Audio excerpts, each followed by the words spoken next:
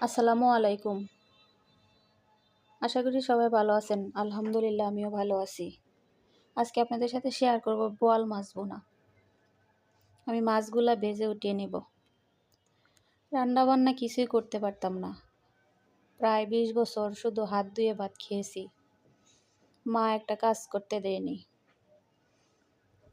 আজ 12 বছর নিজের হাতে রান্না করেই খাই। মোটামুটি সব রান্নাই পারি। কোনোটা খেতে ভালো হয়, আবার কোনোটা খেতে ভালো হয় না। তাও করি। যে মা একটা কাজ করতে দেয় নাই নিজের হাতে, নিজে কোনোদিন কাপড় ধুই নাই, রান্না করি নাই, আজ 12 বছর সেই মা কোনো খোঁজ খবর নেয় না। বাবাও খুব আদর করতো, সেই বাবার কাছে ও এখন আমি মরা মানুষ। বাপ মার বড় আদরের মেয়েরা নাকি এরকমই কষ্ট করতে হয়। আমি জানতাম ছেলে মেয়ে যতই অপরাধ করুক না কেন, বাবা মা কোনোদিন ছেলে মেয়েকে পর করে না, সবসময় আগলে রাখে। কিন্তু আমার দিকে উল্টা। আজ 12 বছর মা বাবা কোনো খোঁজ নেয় না। দোয়া করি তারা ভালো থাকুক আমাকে বলে। আমিও তাদের বলে দিব্যি সংসার করছি 12 বছর। নিজের ভুলের শাস্তি নিজেই ভোগ করতেছি। তবুও দোয়া করি তারা ভালো থাকুক, সুস্থ থাকুক।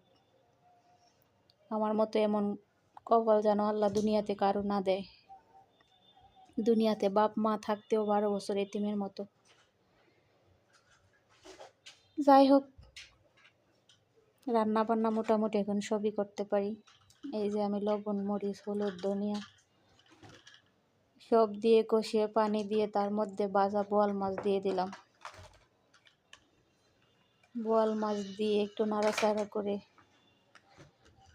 কয়েকটা ধনিয়া পাতা দিয়ে ঢাকনা বন্ধ করে কিছুক্ষণ রান্না করলে হয়ে গেল বোয়াল মাছ ভুনা। রান্নাটা খুব সহজ, আবার অতটাও সহজ না। যাই হোক, সবাই ভালো থাকবেন, সুস্থ থাকবেন, আমার জন্য দোয়া করবেন। চ্যানেলটি ভালো লাগলে সাবস্ক্রাইব করে দেবেন, লাইক করবেন, কমেন্ট করবেন, শেয়ার করবেন। আমিও আজ এক ছেলে সন্তানের মা। ভালো থাকুক পৃথিবীর সব বাবা মা। আল্লাহ হাফেজ।